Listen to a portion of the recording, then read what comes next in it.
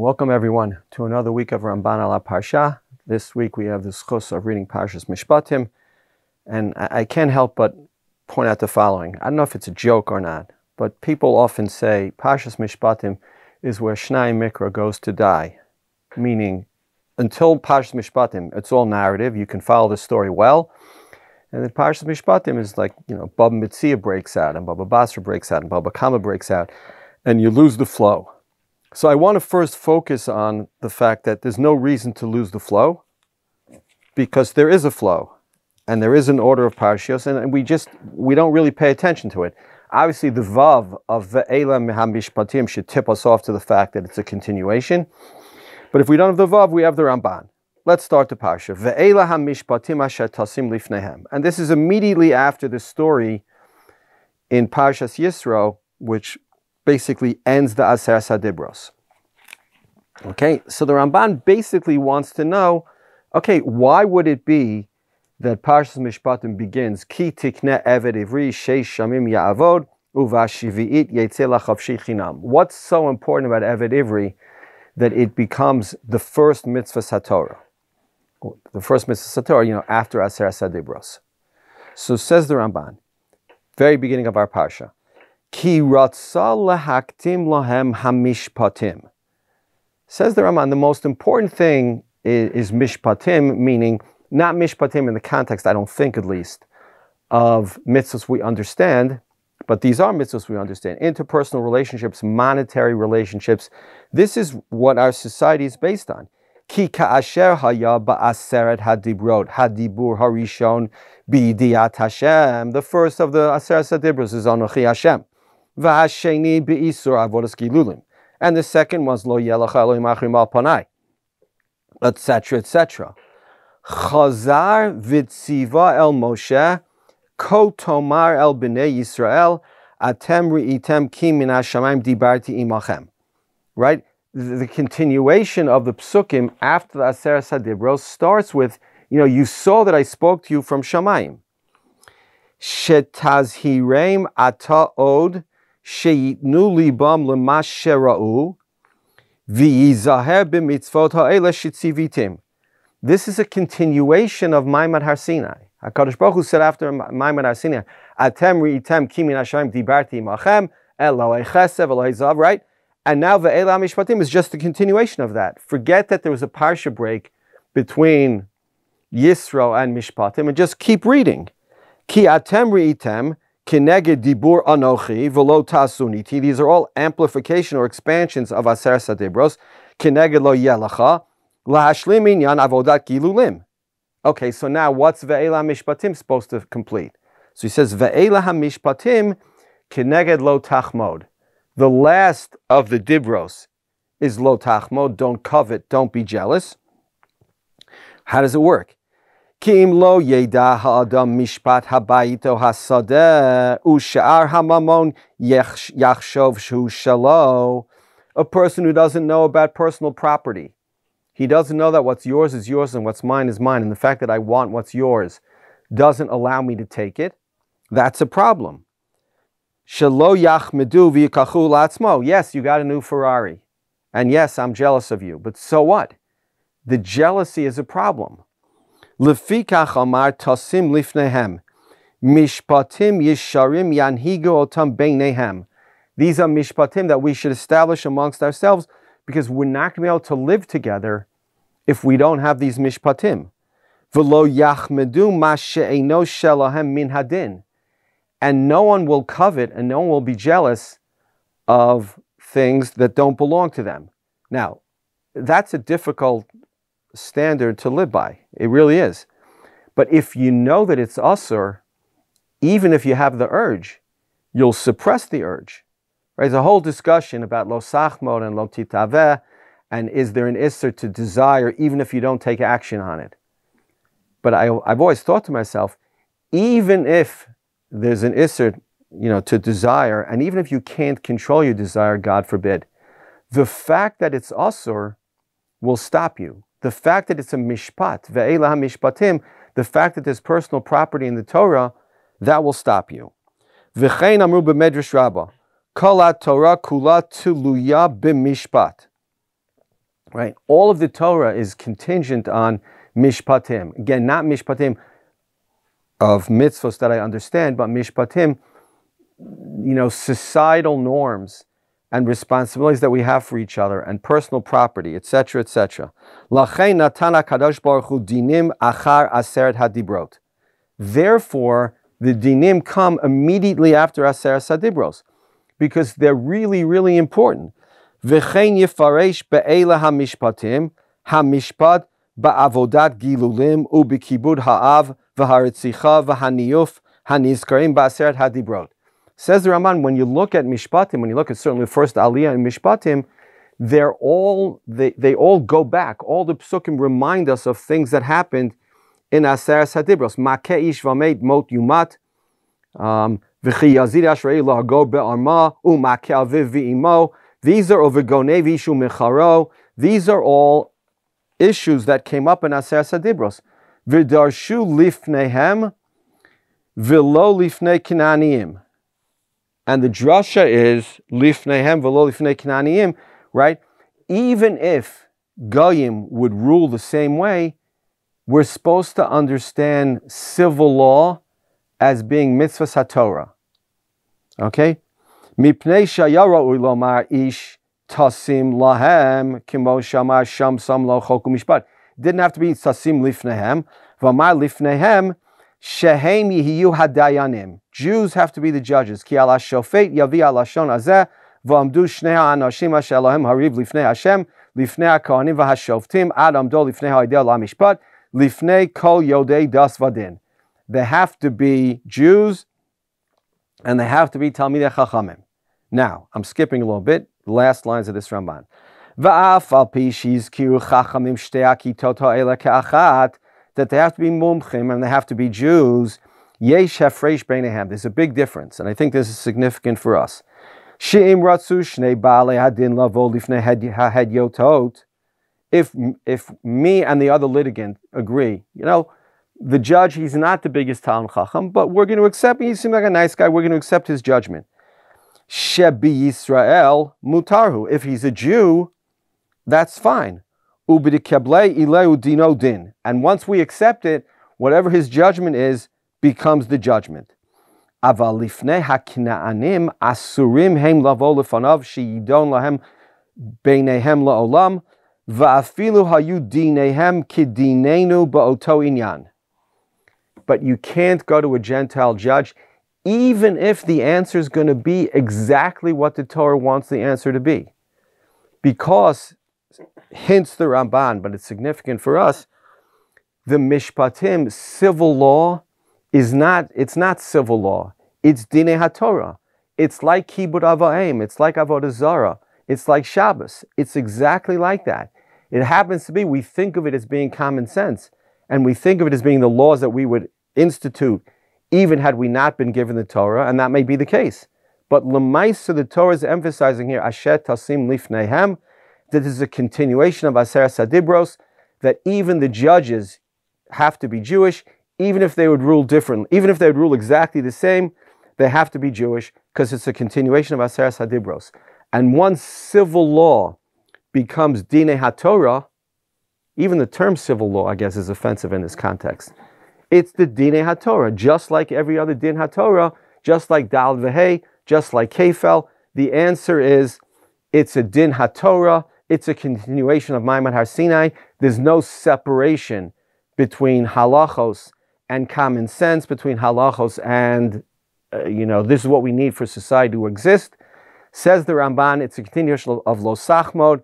The Torah cares very, very much about interpersonal relationships and about what we would refer to as civil law.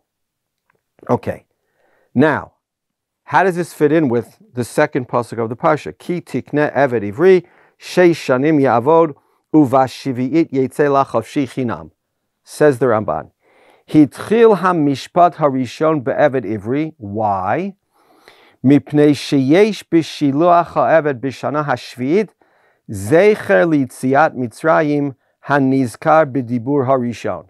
Right? Anochi Hashem Elokecha asher hotzeiticha me'eretz Mitzrayim beit avodim. It's also repeated in the fourth dibra with respect to Shabbos.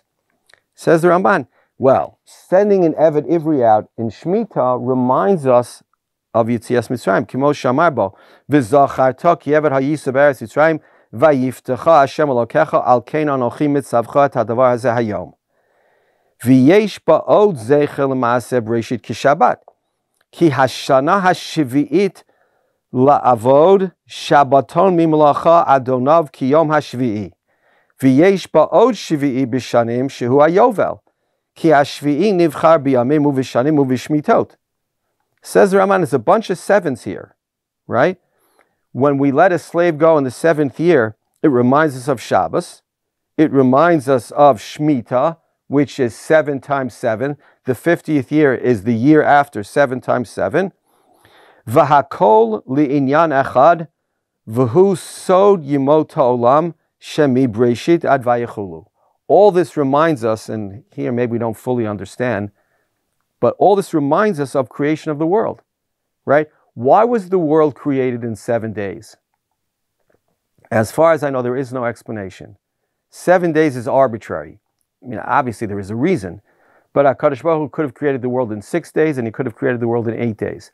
When we ask ourselves, what's a week? Weeks are arbitrary. It's interesting. Months are tied to the lunar calendar, and years are tied both to the lunar calendar and to the solar calendar. But a week of 7 days, that's just Zeichel L'Maaseh Bereishis.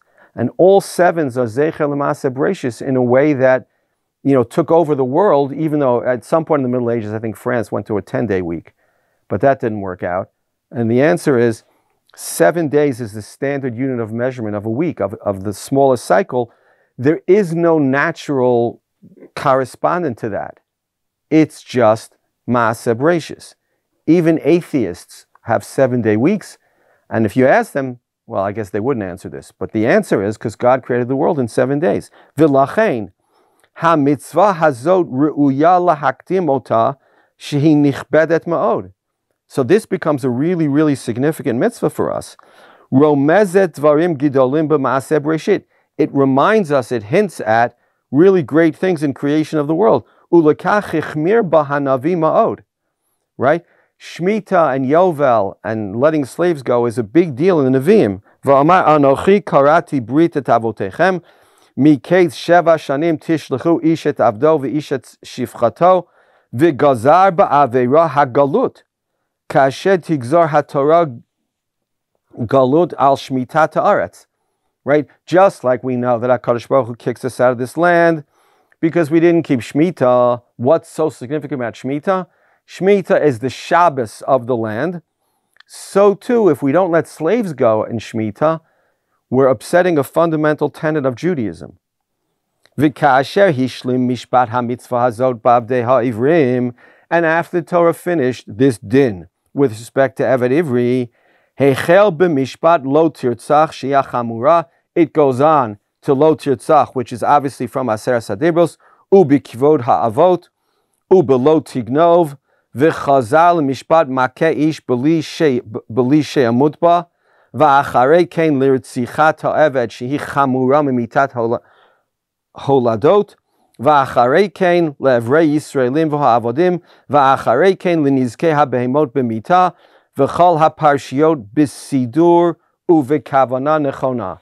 Says the Ramban, after you get through Eved Ivri, when you look at the parsha, you'll see the other things that were mentioned in Aseret HaDibros. We said that we did this before. Makeh ish v'meis mos you must, right? That's you hit a person but you don't kill him. V'chi yazid ish arei lahago ba'arma me'im mizbechiti kehen lamut. You kill somebody intentionally or not. Makeh aviv v'imo, that's kibud avayim. V'gonev ishu mecharo, kidnapping. U'mekalel aviv v'imo. These are significant issues, all of which relate back to the Aseret HaDibrot. Okay. Let's go on now from the floor of the parashas to some other ideas in Parashas Mishpatim. You find in Perek Chaf Bet, first pasuk Yutes, Zovech laElohim yacharam bilti laHashem levado, and now our pasuk V'ger lo toneh v'lo tilchatzenu ki geirim hayitem be'eretz Mitzrayim. Right. So the Ramban wants to know what everybody wants to know, which is what are the fact that we were geirim in Mitzrayim? How does that impact the fact that we shouldn't treat a ger harshly? right? Or treat like a downtrodden person harshly. If they deserve it, they deserve it. If they don't deserve it, they don't deserve it. What's the unique halacha here? So says the Ramban, Lo huchshiru kol hagerim ba'avur heyotenu gerim ba'aretz. Right? It's not the case that because we were gerim ba'aretz Mitzrayim, so every ger in the world is a good person. Ve'ein tam shehiyu muftachim la'olam ba'avur kain. It's not the case that because you're a ger, we give you the benefit of the doubt because we were gerim in Mitzrayim, so you must be a good person. Uperish Rashi, kihu tam lo tonu oto, yazhir shalo tone oto bahona'at devarim, im honito, af hu yachol lahonitcha v'lo ma'lecha, af ata migerim bata, mum shebecha al tomar lechavercha. It's hard to know exactly what the Ramban's problem is with Rashi, other than I think what the Ramban says, which is, okay, you were gerim b'Mitzrayim. Does that mean that a ger can never steal? Does that mean a ger can never be disrespectful? Does that mean a ger can't kill somebody? Of course it's possible. So says the Ramban, V'hanachon be'enai, ki yomar lo toneh ger v'lo tilchatzenu, v'tachshavu she'ein lo matzil miyadcha. You may oppress a ger and a yatom and an almanah because you assume that they have no protector. Ki ata yadata sheheyitem gerim be'eretz Yisrael, v'ra'iti et halachatz Hashem Mitzrayim lo chatzim etchem, va'asiti bahem nekama, ki ani ro'eh dimata ashukim, ve'ein lahem menachem, u'miyad oshkehem koach. You may think it's exactly like when I was in Mitzrayim, when you had no protector, and then you called out to me, and I protected you. Va'ani matzil kol adam miyad chazak mimenu. It's an unbelievable line. Says the Ramban, and I think it's a much bigger idea in the Ramban's philosophy of the world. Says God, I'm going to protect anybody from somebody who's stronger than you. It's almost like, the underdog is who God is going to root for. And it's a problem for us. It's a problem now in Israel. It's a problem in other cases. V'chein ha'almana v'hayatom lo ta'anu. You can't oppress a widow and an orphan. Ki eshmat sa'akatam. Shekol eila einam bodchim benafsham va'ala yiftechu. Now there are two ways to read this, and they're both really compelling. The first is, ki'ilu, when you cry out to God and you have no other person to rely on and no other entity to protect you, so God has no choice. Your tefillah is so sincere that God has to respond. And God is telling us, just like I responded to you in Mitzrayim when you had no place else to turn, and your tefillah was authentic and you came to me for help, and I was Moshiach you, so too it's going to be the case with a ger and a yatom and an almanah. When they turn to me and they ask for my help, it's almost like God says, I have no choice but to respond. It's not because they're right. Maybe they're right, maybe they're not. It could be that a widow has had a really difficult life, and it could be that she's asking for something that's unfair. But says the Ramban, God says, I have no choice but to respond to them. Right? The other possibility, seems to me, is they've suffered so much. It's as if HaKadosh Baruch Hu is saying, God forbid, or kiviyachol, this orphan has suffered so much.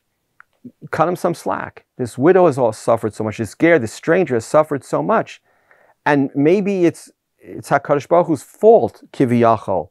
He didn't protect them. He didn't step in. He didn't do something. Or they deserved it. And yet, says God, I'm going to be there for them. If they're the unfortunate ones, if they're the ones who suffered before, I'm going to be there for them, and you need to know that. Upasuk ha'acher hosif ta'am va'atem yidatem et nefesh hager ki gerim heitem b'eretz Mitzrayim kilomar yadatem ki kol ger nafsho shefala alav. You'll know that every stranger is downcast, is suffering. V'hu ne'enach v'tzoek. Right? He's in pain and he's crying out. Ve'inav tamid al Hashem. His eyes are looking to HaKadosh Baruch Hu. V'yirachem alav kasher richem aleichem. And he's going to have mercy. And it says, God, I'm going to have mercy on them exactly the same way that I had mercy on you. Now, I'm not sure how this is different than Rashi, but the Ramban thinks it is. Kimoshe katuv vayanchu Benei Israel min ha'avodah vayitzaku v'ta'al shavatam el ha'elokim min ha'avodah. Kilomar lo bizchutam rak sherichem aleihem min ha'avodah. Right? Says the Ramban. God is not saying that the ger, the yatom, and the almanah are always right. They're not always right. They're not always deserving. But they have no place else to turn. And again, in one of the two ways we explained before, either because their tefillah is so pure, because let's face it, we daven much better when we have no place else to go. When we're crushed by pressure, when we're overwhelmed by the things that are going on in the world, we daven sincerely. Or maybe the other way, that God feels like he owes them. But either way, says HaKadosh Baruch Hu, the merits don't matter. On some level, I'm going to always back the ger, the yatom, and the almanah, because they've had a difficult life, and you need to know that. And you need to know the reason is, because just like in Mitzrayim, I backed you, and maybe there's all these ideas, and we've seen it in Navi and in other places, that the Jews were not so deserving of Yetziat Mitzrayim. But God gave it to them anyway, because the other possibility, the extinction of the Jews, God forbid, is inconceivable. So says HaKadosh Baruch Hu with respect to the ger, yatom, v'almanah. It's the same thing with poor people, right? The Torah says there'll always be poor people. So all these things you could give tzedakah, whatever, but God is always going to favor them because he's otherwise not favored them, and maybe he owes them in some way. Hard to know, but that's a fascinating Ramban in this week's parsha. And finally, the last one we'll do today. If you go to Perek Chaf Daled, Pasuk Yud Aleph, the very, very end of the parsha, the Torah tells us as follows. We're back to sort of the narrative portion. We already did last year the question of how many stories are at the end of the parsha. But here, says the Torah, Vel atzilei Benei Israel lo shalach yado vayechazu et ha'elohim vayochlu vayishtu. And just an interesting, small, but I think fascinating idea in the Ramban. He says, V'tam vayochlu vayishtu, she'achlu sham hashlamim b'tachtit hahar, they ate carbonal shlamim, lifnei ha'elokim, terem she'yashuvu el oholeihem, ki hashlamim tu'unin mechitza, v'ne'echalim b'Yushalayim, lifnim min ha'choma. So this is the Ramban, it's a classic shlamim. You can eat it in Yerushalayim, it's true, you don't have to eat it in the Beis HaMikdash, but it has to be within Mechitzas Yerushalayim. So the Ramban says, the base of Har Sinai, where they were standing, was like there was a Mechitzah surrounding them. That's the first point. Now the interesting point. V'ta'am vayishtu. What does it mean they drank? It sounds disrespectful. Says the Ramban, no.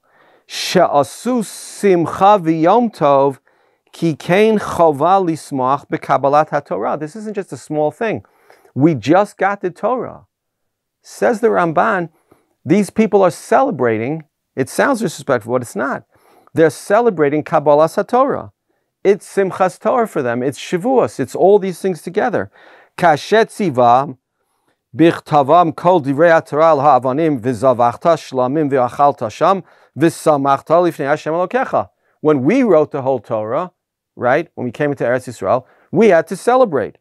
Uktiv bishlomo ha'chachma v'hamada natun lecha miyad vayavo Yushalayim. After Shlomo became the Chacham Mikal Adam, miyad vayavo Yerushalayim vayas mishtel lechal avodav. Shlomo made a party to celebrate, to be joyous over the gift that God had given him. Amar Rav Elazar, mikan she'osin mishteh lihigamara shel Torah. Says Rabbi Elazar, this is the makar for our siyum. This is the makar for when you finish a masechta, when you finish a significant piece of learning, when you finish maybe any piece of learning, you're supposed to celebrate it. It shows the joy that you have for Torah. V'namar b'David aviv b'hitnadavchem levinyan beit hamikdash vayizbechu l'Hashem zivachim vayalu olot vayochlu vayishtu lifnei Hashem bayom ahu b'simcha gidola va'af kan biyom chatunat haTorah kein asu. Says Rabbi Elazar, not just that it's not disrespectful, this is the makar for the siyumim that we do. If you make a siyum on a mesechta, if you make a siyum on a parsha, al achas kama v'kama, you should make a siyum when you get the whole Torah.